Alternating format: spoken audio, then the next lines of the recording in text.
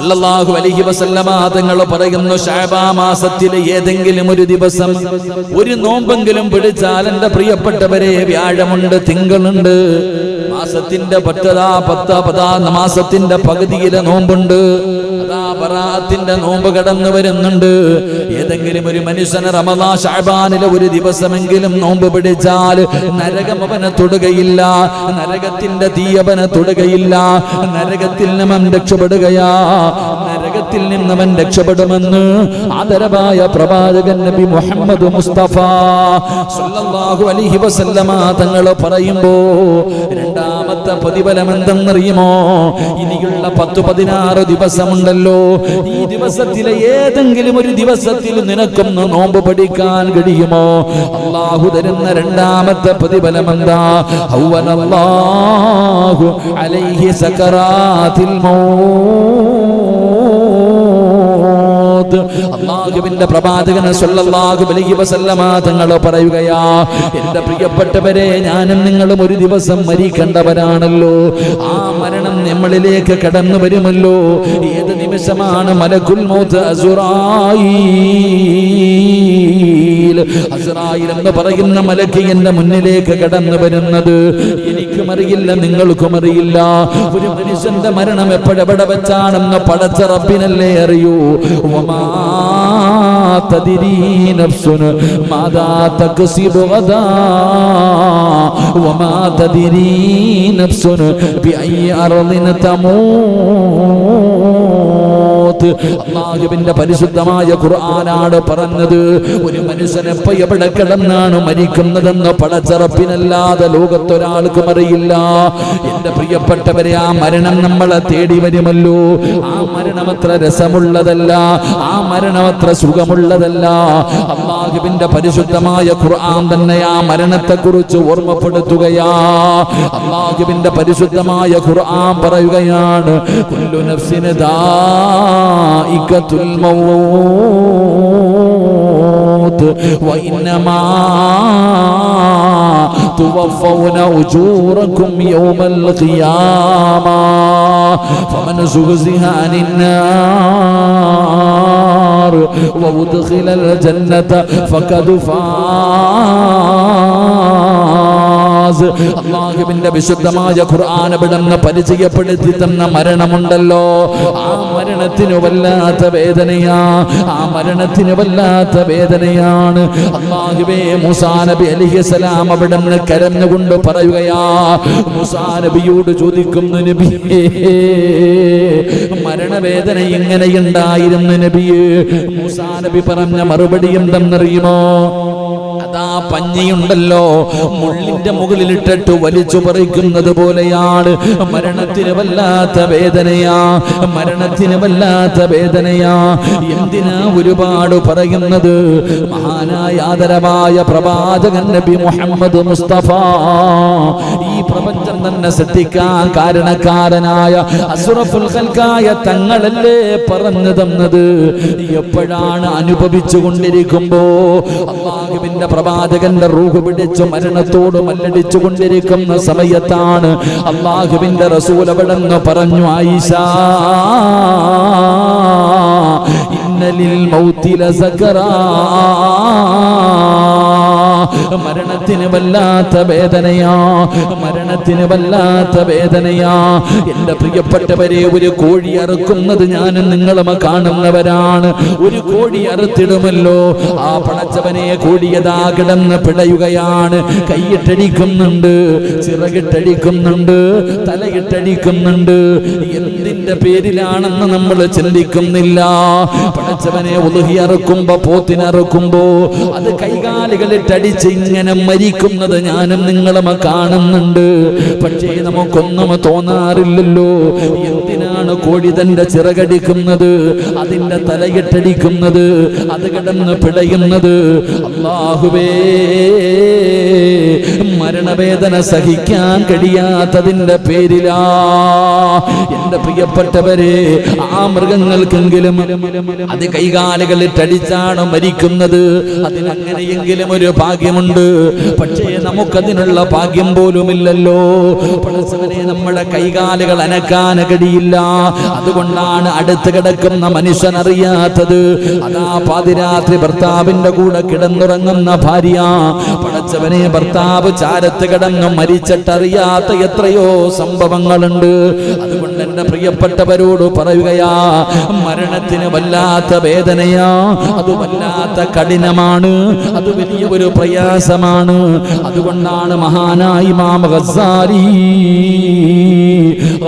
റളിയല്ലാഹു തആല അൻഹു മരണ വീട്ടിലിരുന്ന് കരഞ്ഞവരോട് പറയുകയാണ്, മരണ വീട്ടിലിരുന്ന് കരയുന്നവരോട് ചോദിക്കുകയാ, എന്തിനാ മനുഷ്യ നീ കരയുന്നത്? എന്തിനാ മനുഷ്യ നീ കരയുന്നത്? മഹാനായ ഇമാം ഗസ്സാലി തങ്ങൾ അത്ഭുതത്തോടുകൂടി മരണ വീട്ടിലിരുന്ന് കരയുന്നവരോട് പറയുകയാ, എടാ ചെറുപ്പക്കാരാ, മയ്യത്ത് നോക്കിയിട്ട് നീ ഇരുന്ന് കരയുന്നല്ലോ, എങ്കിൽ കരയേണ്ടത് മയ്യത്ത് കണ്ടിട്ടല്ല. അവൻ രക്ഷപ്പെട്ടവനാണ്, അവൻ രക്ഷപ്പെട്ടവനാണ്. എടാ, നിന്നെ കുറിച്ച് ഓർത്തിട്ട് നീ കരയടാ. മഹാനായ ഇമാം ഗസ്സാലി തങ്ങൾ പറയുകയാ, മയ്യത്തിന്റെ മുന്നിലിരുന്ന് കരയുന്ന ഒരു മനുഷ്യനോട് പറയുകയാ, എടാ, മരിച്ചുപോയവനെ കുറിച്ച് ഓർത്ത് കരയാതെ നിന്നെ കുറിച്ച് ഓർത്തിട്ട് കര. അള്ളാഹു നമുക്ക് ഈമാൻ നൽകുമാറാകട്ടെ. അള്ളാഹു നമുക്ക് ഈമാൻ നൽകുമാറാകട്ടെ. നമ്മളൊക്കെ മരണ വീട്ടിൽ പോയിരുന്ന് കരയും. മരിച്ച വീട്ടിൽ നമ്മുടെ കുടുംബത്തിൽ ആരെങ്കിലും മരണപ്പെട്ടു പോയാൽ അവരുടെ മയ്യത്തിന്റെ മുന്നിൽ ഇരുന്നിട്ട് നമ്മൾ കരയും. എങ്കിൽ കരയേണ്ടത് അവരെ കുറിച്ച് ഓർത്തിട്ടല്ല, നമ്മളെ കുറിച്ച് ഓർത്തിട്ട് കരയണം. അള്ളാഹു ഭാഗ്യം നൽകുമാറാകട്ടെ. അള്ളാഹു നമ്മുടെ കുടുംബത്തിൽ ഒരുപാട് പേര് മരണപ്പെട്ടു പോയിട്ടുണ്ട്. അള്ളാഹു അവരുടെ കബറിടം അള്ളാഹു സ്വർഗ പൂങ്കാവനമാക്കി കൊടുക്കുമാറാകട്ടെ. സ്വർഗത്തിന്റെ കവാടം അള്ളാഹു തുറന്നു കൊടുക്കുമാറാകട്ടെ. എൻ്റെ പ്രിയ സുഹൃത്ത്, അദ്ദേഹത്തിന്റെ വാപ്പയും ഉമ്മയും മരണപ്പെട്ടത് അടുത്തടുത്ത് ഈ മാസങ്ങളിലാണ്. ഇപ്പൊ ആരുടെയോ ആണ്ട് കഴിഞ്ഞു, ഇനി അടുത്ത ആണ്ട് അള്ളാഹു സുബ്ഹാനഹു വ തആല ഈ പള്ളിപ്പറമ്പിൽ രണ്ടുപേരില്ലേ, അള്ളാഹു അവരുടെ കബറിടം അള്ളാഹു സ്വർഗ പൂങ്കാവനമാക്കി കൊടുക്കുമാറാകട്ടെ. എൻ്റെ പ്രിയപ്പെട്ടവരെ, എൻ്റെ വാപ്പാടെ ആണ്ട് ഈ മാസം ശഅബാൻ 25 എൻ്റെ വാപ്പയുടെ ആണ്ട്. അള്ളാഹു വാപ്പയുടെ കബർ വിശാലമാക്കി കൊടുക്കുമാറാകട്ടെ. പക്ഷെ അന്നും വയലുണ്ടെന്നുള്ളതാണ് മറ്റേ എൻ്റെ അവസ്ഥ അറിയില്ല. സത്യം, വാപ്പാടെ ആണ്ടിന് പോലും വീട്ടിൽ പോകാൻ പറ്റാത്ത അവസ്ഥ ഇപ്പോൾ. അൽഹംദുലില്ലാ. എങ്കിലും നല്ലത് ഇൻഷാ അല്ലാഹ്, വീട്ടിൽ പോയിട്ട് കുറച്ച് ആൾക്കാർ മാത്രം ഇരുന്ന് ദുആ ചെയ്യുന്നതിനേക്കാളും നല്ലത് ഇതുപോലെയുള്ള മജ്‌ലിസിൽ പോയി ദുആ ചെയ്യാമല്ലോ. അതല്ലേ ഏറ്റവും വലുത്. അൽഹംദുലില്ലാ. അള്ളാഹു ഈമാൻ നൽകുമാറാകട്ടെ. എൻ്റെ പ്രിയമുള്ള സഹോദരങ്ങളെ, നമുക്കെല്ലാവർക്കും അറിയാം, മരണം അത് വല്ലാത്ത വേദനയുള്ളതാ, വലിയ പ്രയാസമുള്ളതാ. ആ ഒരു മരണം ഞാനും നിങ്ങളും ജീവിതത്തിൽ നേരിടേണ്ടവരാ. അള്ളാഹു നമുക്ക് നല്ല മരണം നൽകി അനുഗ്രഹിക്കുമാറാകട്ടെ. അള്ളാഹു നല്ല മരണം നൽകി അനുഗ്രഹിക്കുമാറാകട്ടെ. എൻ്റെ പ്രിയപ്പെട്ട സഹോദരങ്ങളെ, ഒരു ദിവസമെങ്കിലും നോമ്പ് പിടിക്കുക. പരിശുദ്ധമായ ശഅബാനിന്റെ ഒരു ദിവസമെങ്കിലും ഞാനും നിങ്ങളും നോമ്പ് പിടിച്ചാൽ അള്ളാഹു നമുക്ക് തരുന്ന രണ്ടാമത്തെ പ്രതിഫലം, അള്ളാഹു നമ്മുടെ മരണം എളുപ്പമാക്കി തരുമെന്ന് നബി മുഹമ്മദ് മുസ്തഫ സല്ലല്ലാഹു അലൈഹി വസല്ലമ തങ്ങൾ പറയുന്നു, മരണം അള്ളാഹു എളുപ്പമാക്കി തരും. അതത്ര എളുപ്പമുള്ള കഴിയല്ല. ഈ മരണം എളുപ്പമാവുക എന്ന് പറയുന്നത് അസ്രായേൽ ഇങ്ങോട്ട് ഓടി വന്നിട്ട് പിടിച്ചോണ്ട് പോകലല്ല.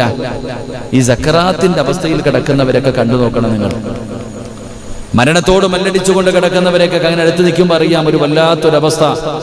കുടുംബക്കാരെല്ലാവരും വന്ന് ഇപ്പം തീരും എന്ന് പറഞ്ഞ് ലാ ഇലാഹ ഇല്ലല്ലാഹ് പറഞ്ഞു കൊടുക്കും, വായിക്കകത്ത് വെള്ളം ഒഴിച്ചു കൊടുക്കും, സൂറത്ത് ദുഹാൻ ഓതും, സൂറത്ത് യാസീനൊക്കെ ഓതി ചുറ്റുഭാഗത്തിരിക്കുന്ന ഒരു രംഗമുണ്ട്. ഇങ്ങനെ അവർ പറയും, ചിലരൊക്കെ പറയാറുണ്ട്, ദാ വരുന്നു ഇങ്ങനെ പറയാറുണ്ട്. ആര്? മലക്കുകൾ വരുന്നു. എന്റെ പ്രിയപ്പെട്ട സഹോദരങ്ങളെ, മരണവേദന അത്ര എളുപ്പമുള്ള കാര്യമല്ല. അള്ളാഹു നമുക്ക് ഈമാൻ നൽകുമാറാകട്ടെ. അള്ളാഹു നമുക്ക് ഈമാൻ നൽകുമാറാകട്ടെ. മഹാനായ റൂഹുല്ലാഹി ഈസാ നബി അലൈഹിസ്സലാം, ഒന്ന് പറഞ്ഞങ്ങാതി, ഈസാ നബി അലൈഹിസ്സലാം ഇപ്പോഴും ജീവിച്ചിരിക്കുന്ന നബിയ. ഇനി ഇന്ത്യയിൽ നമ്മുടെ ലോകത്ത് കടന്നു വന്ന് 40 വർഷം ഭരണം നടത്താനുള്ള പ്രവാചകൻ മഹാനായ റൂഹുല്ലാഹി ഈസാ നബി അലൈഹിസ്സലാം. ഈസാ നബി അലൈഹിസ്സലാമിന് അള്ളാഹു ഒരു കഴിവ് കൊടുത്തു, ഒരു മുഅ്ജിസത്ത് കൊടുത്തു. എന്താ മുഅ്ജിസത്ത്? എന്റെ പൊന്നാര ചങ്ങാതിമാരെ, മയ്യത്തിങ്ങനെ കൊണ്ടുപോകാന്ന് വെച്ചു. മരിച്ചിട്ടൊരു മയ്യത്തിങ്ങനെ കൊണ്ടുപോകുമ്പോൾ ആ മയ്യത്തിന്റെ ശരീരത്തെ കൈവച്ചിട്ട് വിളിച്ചാൽ ആ മനുഷ്യൻ, മരിച്ച ആള് ജീവിച്ച് തിരിച്ചു വരും. അതാണല്ലോ ഇന്ന് ഇവരൊക്കെ പറയുന്നതൊക്കെയാണല്ലോ ദൈവമെന്ന് പറയാനുള്ള കാരണം. അതൊക്കെ അവർ പറയണേ. ഖബറിന്റെ അടുക്ക പോയിട്ട് ഇങ്ങനെ വിളിക്കും. മുമ്പ് ഇതിനില്ല. ഖബറിന്റെ ചാരത്തി എന്നിട്ട് ഇങ്ങനെ വിളിക്കും.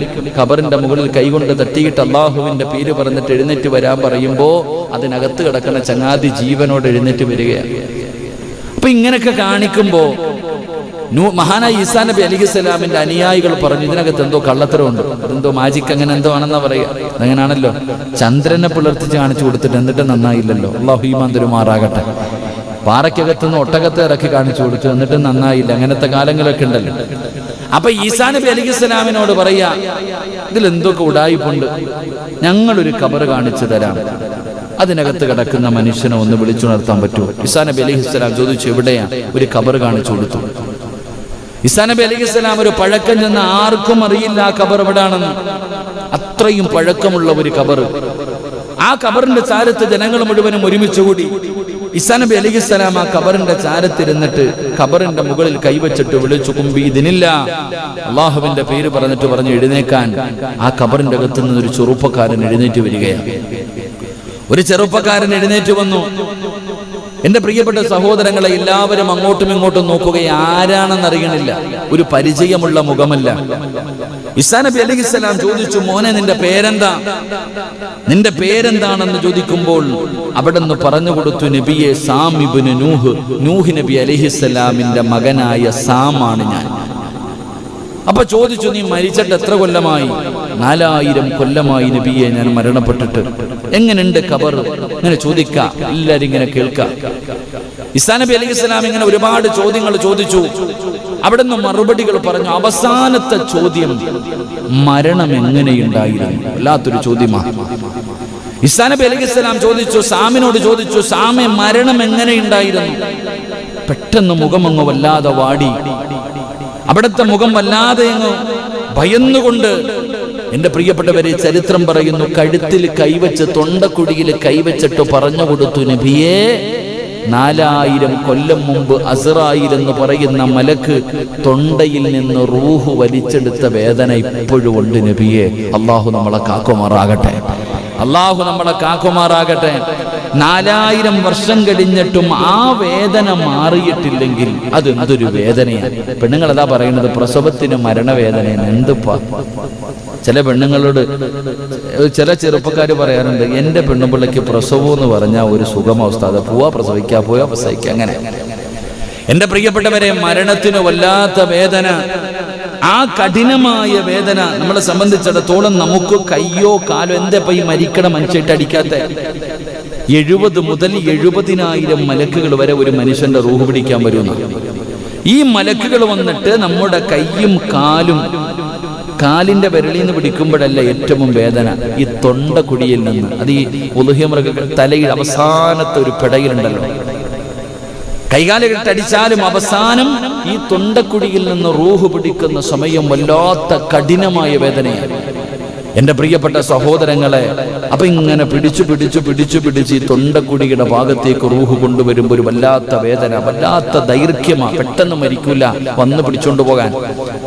എന്റെ പ്രിയപ്പെട്ടവരെ, ആ മരണവേദന നിനക്ക് കുറയ്ക്കണോ? അല്ലാഹുവിന്റെ പ്രവാചകൻ സല്ലല്ലാഹു അലൈഹി വസല്ലമ തങ്ങൾ പറയുകയാണ്, വശഅബാനു ശഹരി, എന്റെ മാസമെന്ന് പരിചയപ്പെടുത്തിയ പരിശുദ്ധമായ ശഅബാനാണ്. ഈ ശഅബാൻ മാസത്തിൽ ഏതെങ്കിലും ഒരു മനുഷ്യന് ഈ മാസത്തെ ആദരിച്ചുകൊണ്ട്, സ്നേഹിച്ചുകൊണ്ട്, ബഹുമാനിച്ചുകൊണ്ട്, പവിത്രത മനസ്സിലാക്കിയിട്ട് ഒരു നോമ്പെങ്കിലും ഏതെങ്കിലും ഒരു മനുഷ്യനെ പഠിച്ചാ ഹവ്വനല്ലാഹു അലൈഹി സകറാത്തിൽ മൗത്ത്, അല്ലാഹു അവന്റെ മരണം അങ്ങ് എളുപ്പമാക്കുകയാണ്. അവന്റെ മരണം അല്ലാഹു എളുപ്പമാക്കുകയാണ്. അവൻ അല്ലാഹു ഒരു നല്ല മരണം കൊടുക്കുകയാണ്. എന്റെ പ്രിയപ്പെട്ടവരെ, അല്ലാഹുവിന്റെ പ്രവാചകൻ ഇത് പറഞ്ഞു തരുമ്പോ ഇതിനെക്കാളും പടച്ചവനെ നമുക്കെന്താണ്? ഒരു ദിവസം നമ്മൾ മരിക്കുമല്ലോ, മരണം നമ്മുടെ മുന്നിൽ കടന്നു വരുമല്ലോ. മരണത്തിന് വേദനയുണ്ടെന്ന് പടച്ചറപ്പ് തന്നെ പരിചയപ്പെടുത്തിയിട്ടുണ്ട്. മഹാനായ നബി മുഹമ്മദ് മുസ്തഫ സല്ലല്ലാഹു അലൈഹി വസല്ലമ തങ്ങൾ നമ്മളോട് വിളിച്ചു പറഞ്ഞിട്ടുണ്ട്, മരണത്തിന് വല്ലാത്ത വേദനയാണെന്ന്. അതുകൊണ്ട് എന്റെ പ്രിയപ്പെട്ട സഹോദരങ്ങളോട്, എന്റെ പ്രഭാഷണം കേൾക്കുന്ന സഹോദരിമാരോട്, പെങ്ങളെ, പരിശുദ്ധമായ ശഅബാൻ ഉണ്ടല്ലോ, ഒരു നോമ്പ് പിടിക്കു ചെറുപ്പക്കാരാ, ഒരു നോമ്പെങ്കിലും പിടിക്കു പൊന്നുമോനെ. അല്ലാഹു തരുന്ന രണ്ടാമത്തെ പ്രതിഫലം ഹവ്വനല്ലാഹു അലൈഹി സകറാത്തിൽ മൗത്ത്, മൗത്ത്. അല്ലാഹു നിന്റെ മരണം അവിടെ നിന്ന് എളുപ്പമാക്കുകയാണ്. നിന്റെ മരണവേദന അല്ലാഹു കുറച്ചു തരികയാണ്. മൂന്നാമത്തെ പ്രതിഫലം എന്തെന്നറിയുമോ? വദഫഅൻഹു ദുൽമത്തുൽ കബിരി. ഖബറെന്ന് പറയുന്ന വീടുണ്ടല്ലോ എന്റെ പ്രിയപ്പെട്ടവരെ, പള്ളിപ്പറമ്പിലെ ഖബറുണ്ടല്ലോ, ആ ഖബറിന്റെ അകത്ത് ഒരു ദിവസം ഞാനും നിങ്ങളും പോയി കിടക്കണ്ടവരാ. ആ ഖബറിനെ കുറിച്ച് നമുക്കൊരു ഓർമ്മയുമില്ലല്ലോ. ആ പള്ളിപ്പറമ്പിലെ കുഴിയെ കുറിച്ചൊരു ചിന്തയില്ലല്ലോ. ആ ഖബറിന്റെ ചാരത്തുകൂടെ നടന്നു പോയാലും നമുക്കൊരു ബോധമില്ലല്ലോ. എങ്കിൽ അല്ലാഹുവിന്റെ പ്രവാചകൻ സ്വല്ലല്ലാഹു അലൈഹി വസല്ലമ തങ്ങൾ പറയുകയാ, ആ പള്ളിപ്പറമ്പിലെ ഖബറിന്റെ അകത്ത് നിനക്ക് രക്ഷപ്പെടണോ? വദഫഅ അൻഹു ദുൽമത്തുൽ കബിരി വഹുവ മുൻകറും വനകീർ. ആ പള്ളിപ്പറമ്പിലെ ഖബറിന്റെ അകത്തുള്ള അദാബ് വല്ലാത്ത ഒരു അദാബാണ്, ഒരു ഭയാനകമായ അദാബാണ്, ഒരു മനുഷ്യനും ചിന്തിക്കാൻ കഴിയാത്ത അദാബാണ്. എന്നെയും നിങ്ങളെയും അതിനകത്ത് കൊണ്ടുപോയി കിടത്തുമല്ലോ. ആ മുൻകറും നകീർ എന്ന് പറയുന്ന രണ്ട് മലക്കുകൾ ഖബറിന്റെ അകത്ത് കടന്നു വരുന്നതിന് മുമ്പ് എന്റെ പ്രിയമുള്ളവരെ, അല്ലാഹുവിന്റെ റസൂൽ അവിടെന്ന് പറയുകയാ, ഖബറിനൊരു സ്വഭാവമുണ്ട്. ഖബറിനകത്തേക്ക്, ഖബറെന്ന് പറയുന്ന വീടിന്റെ അകത്ത് കടന്നു പോകുന്ന മനുഷ്യര് എങ്ങനെയാണ് ഖബർ സ്വീകരിക്കുന്നതെന്നറിയുമോ? ആ ഖബർ ഇങ്ങനെ കെട്ടിപ്പിടിക്കുമെന്ന് നബി മുഹമ്മദ് മുസ്തഫ സ്വല്ലല്ലാഹു അലൈഹി വസല്ലമ തങ്ങൾ പറയുകയാ. ആ ഖബറിൽ പരാജയപ്പെട്ടാ പോയല്ലോ. നമ്മൾ പറയും, ഉസ്താദേ, ഒരാൾ ഈമാനോടുകൂടി മരണപ്പെട്ടാൽ, ശഹാദത്ത് കലിമ പറഞ്ഞു മരണപ്പെട്ടാൽ, അല്ലാഹു നമുക്ക് ഭാഗ്യം തരുമാറാകട്ടെ, അല്ലാഹു നമുക്ക് ഭാഗ്യം തരുമാറാകട്ടെ. ഒരാൾ മരിക്കുന്ന സമയം ഷഹാദത്ത് കലിമ പറഞ്ഞിട്ട് വെള്ളിയാഴ്ച രാവിലെ മരിച്ചെന്ന് കരുതുക, അല്ലാഹു ഭാഗ്യം തരുമാറാകട്ടെ. ആ മനുഷ്യന്റെ മയ്യത്ത് പള്ളിപ്പറമ്പിലെ ഖബറിനകത്ത് കൊണ്ടുവച്ച ഖബർ ഞെരിക്കുമോ ഞെരിക്കില്ലേ? പറ, ഞെരിക്കുമോ ഞെരിക്കില്ലേ? ഈമാനോടുകൂടിയല്ലേ മരിച്ചേ? ഷഹാദത്ത് കലിമ പറഞ്ഞു വെള്ളിയാഴ്ച രാവിലെ മരിച്ച മനുഷ്യനല്ലേ? ഈ മനുഷ്യന്റെ മയ്യത്ത് ഖബറിൽ കൊണ്ടുവച്ച ഖബർ ഞെരുക്കോ? എന്തേ മിണ്ടാതിരിക്കണ? പറ, ഞെരുക്കുമോ? വെള്ളിയാഴ്ചയല്ലേ ഇപ്പൊ മരിച്ചേ? ഒരുപാട് നിസ്കരിച്ച മനുഷ്യനല്ലേ, തഴമ്പൊക്കെയുള്ള ആളല്ലേ, ഹാജിയാരല്ലേ, പള്ളിക്കൊക്കെ പൈസ കൊടുത്ത ആളല്ലേ, ഖബർ ഞെരുക്കോ? ഞെരുക്കും. അതങ്ങനെ ഖബറിന്റെ സ്വഭാവം അങ്ങനെ. ചില കാര്യങ്ങളിൽ പോലും ജയിലിൽ പോയെന്നവർ പറയത്തില്ലേ, വലത് കാല് വെച്ച് കയറിയാലും അടി, ഇടത് കാല് വെച്ച് കയറിയാലും അടി, രണ്ട് കാല് വെച്ച് ചാടി കയറിയാലും അടി. അതങ്ങനെ ഖബറിന്റെ സ്വഭാവമാ. ഖബർ ഞെരുക്കും. ഒരാളും രക്ഷപ്പെടൂല. ഒറ്റ ഒരു പെണ്ണു മാത്രമേ രക്ഷപ്പെട്ടിട്ടുള്ളൂ. അല്ലാഹു ഈമാൻ നൽകുമാറാകട്ടെ.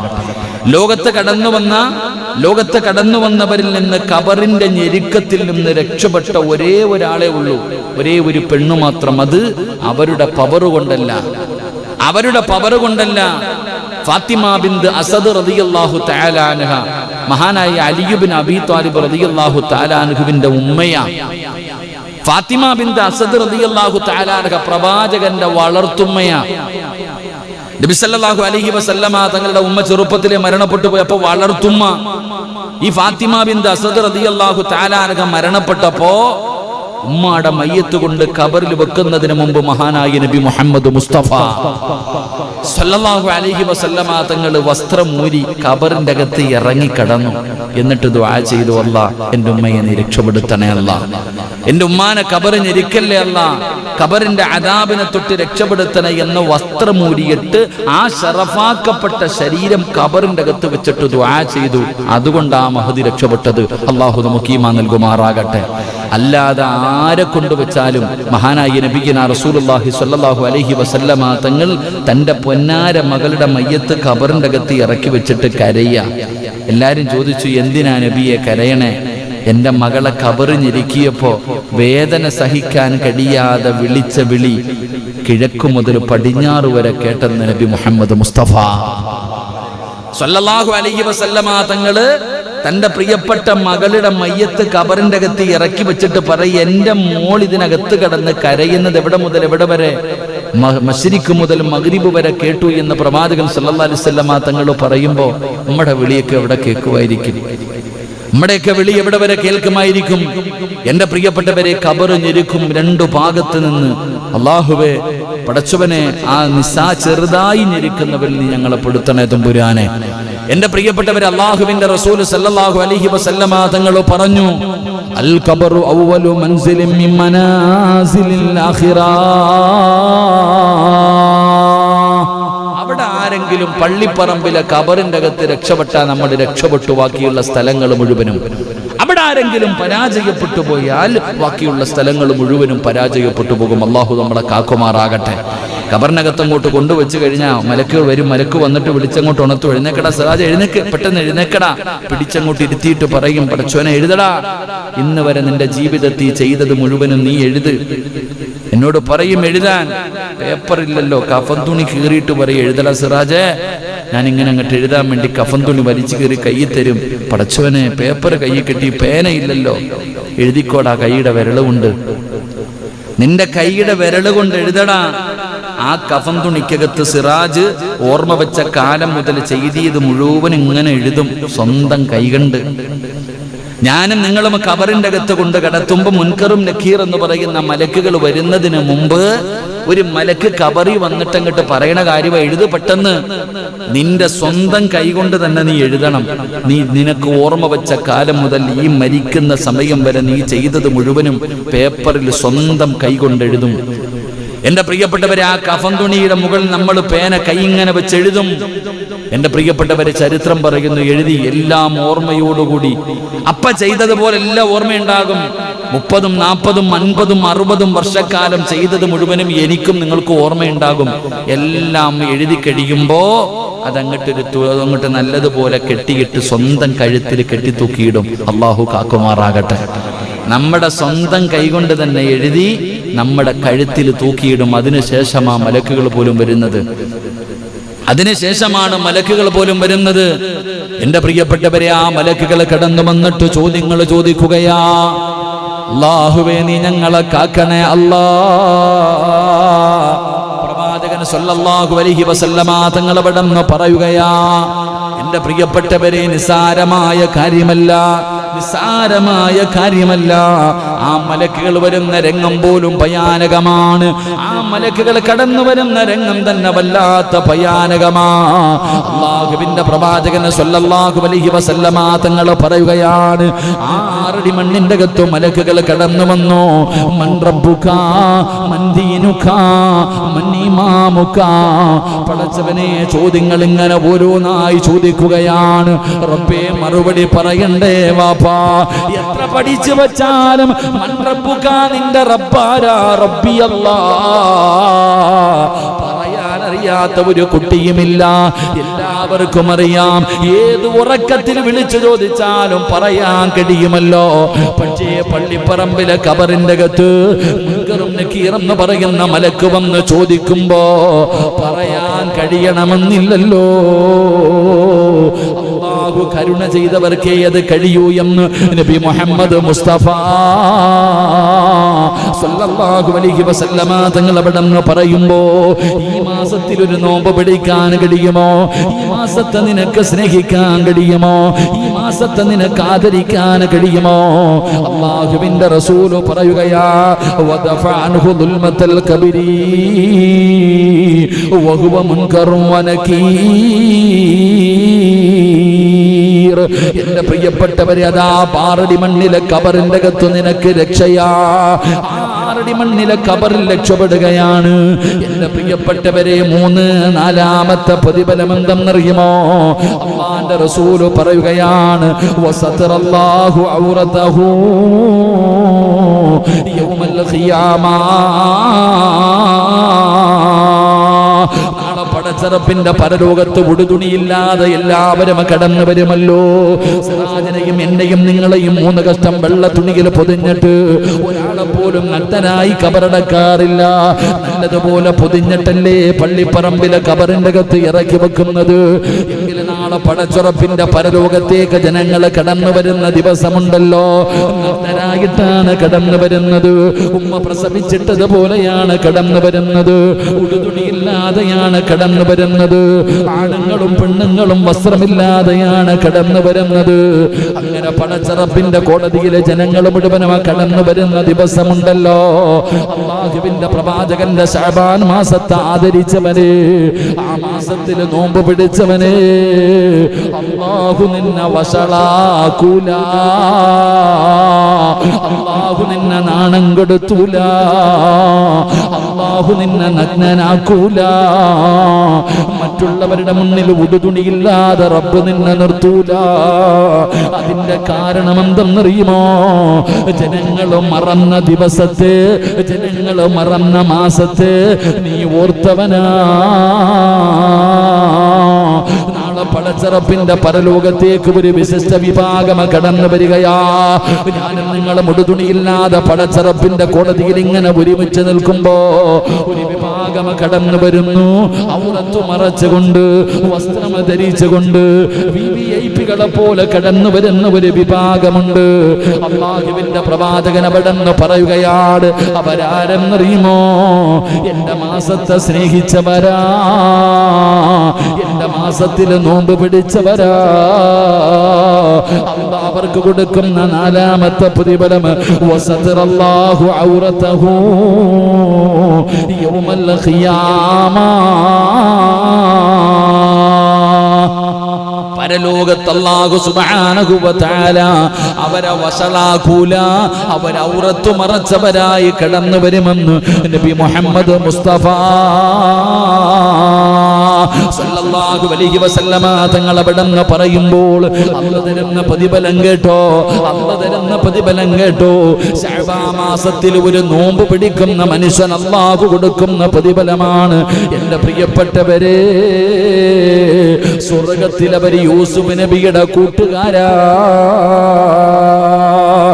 33 വയസ്സുകാരനായി അല്ലാഹുവിന്റെ പ്രവാചകൻ പറഞ്ഞല്ലോ, അതാ അല്ലാഹു സൗന്ദര്യത്തിന് 3ആയി വേർതിരിച്ചു.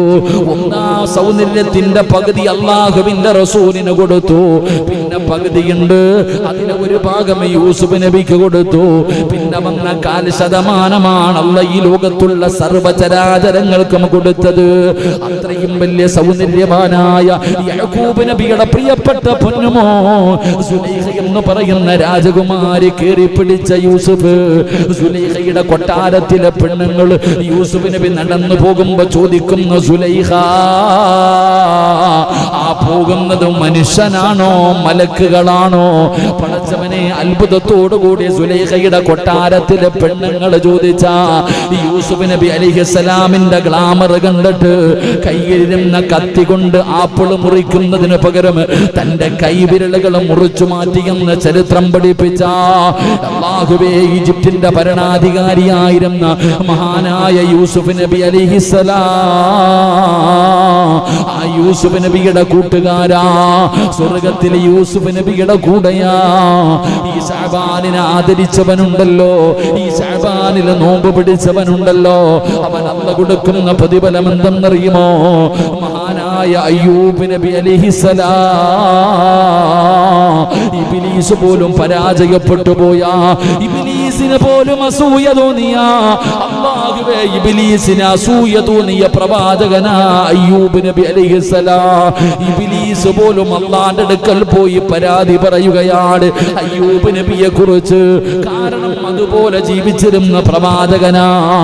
അയ്യൂബ് നബി അലൈഹിസ്സലാമിന് അല്ലാഹു കൊടുക്കുന്ന പ്രതിഫലം ശഅബാനിൽ നോമ്പ് പിടിച്ച നിനക്ക് റബ്ബ് തരുമെന്ന് നബി മുഹമ്മദ് മുസ്തഫ സല്ലല്ലാഹു അലൈഹി വസല്ലമ തങ്ങൾ പറയുമ്പോൾ ആ പരിശുദ്ധമായ മാസത്തിലൂടെയാണ് കടന്നു പോകുന്നത്. ആ പരിശുദ്ധമായ മാസത്തിലൂടെയാണ് ഞാനും നിങ്ങളും കടക്കുന്നത്. അതുകൊണ്ട് സഹോദരാ, ആ മാസത്തിലെ ഏറ്റവും പുണ്യമായ ദിവസമുണ്ടല്ലോ, ആ മാസത്തിലെ ഏറ്റവും മഹത്വമേറിയ ദിവസമുണ്ടല്ലോ, അല്ലാഹുവിന്റെ മുന്നിലേക്ക് നമ്മളുടെ സർവരുടെയും അമലുകൾ കൊണ്ടുപോകുന്ന, നമ്മൾ ജീവിതത്തിൽ ചെയ്ത സർവ സൽക്കർമ്മങ്ങളും അല്ലാഹുവിന്റെ മുന്നിലേക്ക് മലക്കുകൾ കൊണ്ടുപോകുന്ന ആ ശഅബാനിലെ ഏറ്റവും മഹത്വമേറിയ ദിവസമുണ്ടല്ലോ, അല്ലാഹുവേ, ശഅബാൻ 15 എന്ന് പറയുന്ന രാവ്, ആ രാവിലേക്കാണ് നമ്മൾ കിടക്കുന്നത്. അല്ലാഹുവേ, ആ ദിവസത്തെ ആദരിക്കാൻ ഞങ്ങൾക്ക് ഭാഗ്യം തരണേ അല്ലാഹു നമുക്ക് ഭാഗ്യം നൽകി അനുഗ്രഹിക്കുമാറാകട്ടെ. അല്ലാഹ് നമുക്ക് ഭാഗ്യം നൽകുമാറാകട്ടെ. നന്ദിപ്പ വല്ലാത്ത വിയർപ്പ്, അറ്റാക്ക് വരുന്നതിന് മുമ്പും വിയർക്കുന്ന അല്ലാഹു കാക്കുമാറാകട്ടെ. എല്ലാവർക്കും വിയർപ്പുണ്ടോ? നല്ല വിയർപ്പുണ്ടോ? പറ, വിയർപ്പുണ്ടോ? ഇതൊക്കെ എന്ത് വിയർപ്പില്ലേ? പരലോകത്ത് വിയർപ്പിനകത്ത് മുങ്ങിയാ നിൽക്കണത്. അല്ലാഹു കാക്കുമാറാകട്ടെ. ഇതൊന്നുമല്ലേ ngadi. ഇവിടെ വിയർപ്പിന്റെ അകത്ത് മുങ്ങുന്ന രംഗം ഒന്ന് ചിന്തിച്ചാൽ മതി. അല്ലാഹുവിന്റെ കോടതിയിൽ വിയർപ്പിന്റെ അകത്ത് മുങ്ങുക, ദാഹിച്ചു വലഞ്ഞു നിൽക്കുക. അല്ലാഹു കാക്കുമാറാകട്ടെ. അല്ലാഹു കാക്കുമാറാകട്ടെ. എൻ്റെ പ്രിയപ്പെട്ട സഹോദരങ്ങൾ, അപ്പൊ പരിശുദ്ധമായ ശഅബാൻ 15-ാം രാവ്, ബറാഅത്തിന്റെ രാവ്, അല്ലാഹു ഹയാത്താക്കാൻ ഭാഗ്യം തരുമാറാകട്ടെ. ആ ദിവസത്തിനിപ്പോ എൻ്റെ പ്രിയപ്പെട്ട സഹോദരങ്ങൾ, അല്ലാഹുവിന് 99 പേരുകളുണ്ട് ഇല്ലേ? അസ്മാഉൽ ഹുസ്ന. അല്ലാഹു പഠിക്കാൻ ഭാഗ്യം തരുമാറാകട്ടെ. അറിയോ? അസ്മാഉൽ ഹുസ്ന അറിയോ? കാണാതറിയോ?